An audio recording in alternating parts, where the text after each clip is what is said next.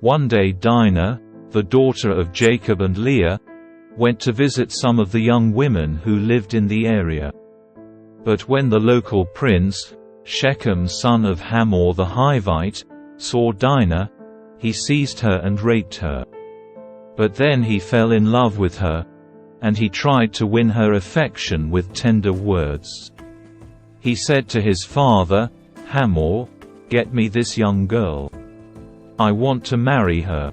Soon Jacob heard that Shechem had defiled his daughter, Dinah. But since his sons were out in the fields herding his livestock, he said nothing until they returned. Hamor, Shechem's father, came to discuss the matter with Jacob. Meanwhile, Jacob's sons had come in from the field as soon as they heard what had happened. They were shocked and furious that their sister had been raped. Shechem had done a disgraceful thing against Jacob's family, something that should never be done. Hamor tried to speak with Jacob and his sons. "My son Shechem is truly in love with your daughter," he said. "Please let him marry her. In fact, let's arrange other marriages, too. You give us your daughters for our sons, and we will give you our daughters for your sons. And you may live among us. The land is open to you. Settle here and trade with us.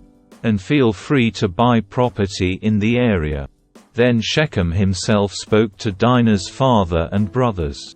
"Please be kind to me, and let me marry her," he begged. "I will give you whatever you ask. No matter what dowry or gift you demand, I will gladly pay it. Just give me the girl as my wife." But since Shechem had defiled their sister, Dinah, Jacob's sons responded deceitfully to Shechem and his father, Hamor. They said to them, "We couldn't possibly allow this, because you're not circumcised. It would be a disgrace for our sister to marry a man like you. But here is a solution. If every man among you will be circumcised like we are, then we will give you our daughters, and we'll take your daughters for ourselves. We will live among you and become one people. But if you don't agree to be circumcised, we will take her and be on our way." Hamor and his son Shechem agreed to their proposal. Shechem wasted no time in acting on this request, for he wanted Jacob's daughter desperately. Shechem was a highly respected member of his family, and he went with his father, Hamor, to present this proposal to the leaders at the town gate. "These men are our friends," they said. "Let's invite him to live here among us and trade freely. Look, the land is large enough to hold them. We can take their daughters as wives and let them marry ours. But they will consider staying here and becoming one people with us only if all of our men are circumcised, just as they are.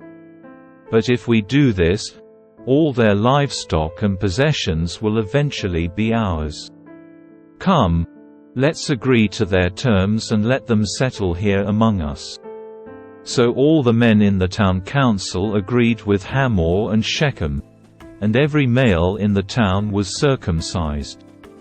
But 3 days later, when their wounds were still sore, 2 of Jacob's sons, Simeon and Levi, who were Dinah's full brothers, took their swords and entered the town without opposition. Then they slaughtered every male there, including Hamor and his son Shechem. They killed them with their swords, then took Dinah from Shechem's house and returned to their camp. Meanwhile, the rest of Jacob's sons arrived. Finding the men slaughtered, they plundered the town because their sister had been defiled there. They seized all the flocks and herds and donkeys, everything they could lay their hands on, both inside the town and outside in the fields. They looted all their wealth and plundered their houses. They also took all their little children and wives and led them away as captives. Afterwards Jacob said to Simeon and Levi, You have ruined me. You've made me stink among all the people of this land, among all the Canaanites and Perizzites. We are so few that they will join forces and crush us. I will be ruined, and my entire household will be wiped out. But why should we let him treat our sister like a prostitute?" They retorted angrily. Then God said to Jacob, "Get ready and move to Bethel and settle there. Build an altar there to the God who appeared to you when you fled from your brother, Esau." So Jacob told everyone in his household, "Get rid of all your pagan idols, purify yourselves, and put on clean clothing. We are now going to Bethel, where I will build an altar to the God who answered my prayers when I was in distress. He has been with me wherever I have gone." So they gave Jacob all their pagan idols and earrings, and he buried them under the great tree near Shechem. As they set out, a terror from God spread over the people in all the towns of that area, so no one attacked Jacob's family. Eventually, Jacob and his household arrived at Luz, also called Bethel, in Canaan. Jacob built an altar there and named the place El Bethel, which means God of Bethel, because God had appeared to him there when he was fleeing from his brother, Esau. Soon after this, Rebekah's old nurse, Deborah, died. She was buried beneath the oak tree in the valley below Bethel. Ever since, the tree has been called Allon Bachuth, which means Oak of Weeping. Now that Jacob had returned from Paddan Aram, God appeared to him again at Bethel. God blessed him, saying, "Your name is Jacob, but you will not be called Jacob any longer. From now on your name will be Israel." So God renamed him Israel. Then God said, "I am El Shaddai, God Almighty. Be fruitful and multiply. You will become a great nation, even many nations. Kings will be among your descendants. And I will give you the land I once gave to Abraham and Isaac. Yes, I will give it to you and your descendants after you." Then God went up from the place where he had spoken to Jacob. Jacob set up a stone pillar to mark the place where God had spoken to him. Then he poured wine over it as an offering to God and anointed the pillar with olive oil. And Jacob named the place Bethel, which means, House of God, because God had spoken to him there. Leaving Bethel, Jacob and his clan moved on towards Ephrath. But Rachel went into labor while they were still some distance away. Her labor pains were intense. After a very hard delivery, the midwife finally exclaimed, "Don't be afraid, you have another son." Rachel was about to die, but with her last breath she named the baby Benoni, which means, "son of my sorrow." The baby's father, however, called him Benjamin, which means, "son of my right hand."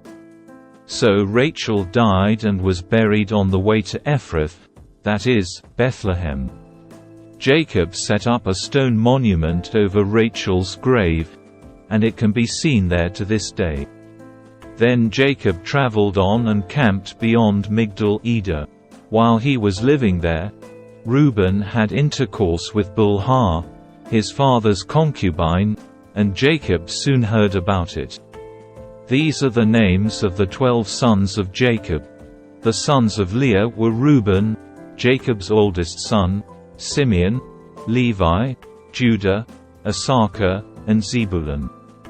The sons of Rachel were Joseph and Benjamin. The sons of Bilhah, Rachel's servant, were Dan and Naphtali. The sons of Zilpah, Leah's servant, were Gad and Asher. These are the names of the sons who were born to Jacob at Paddan Aram.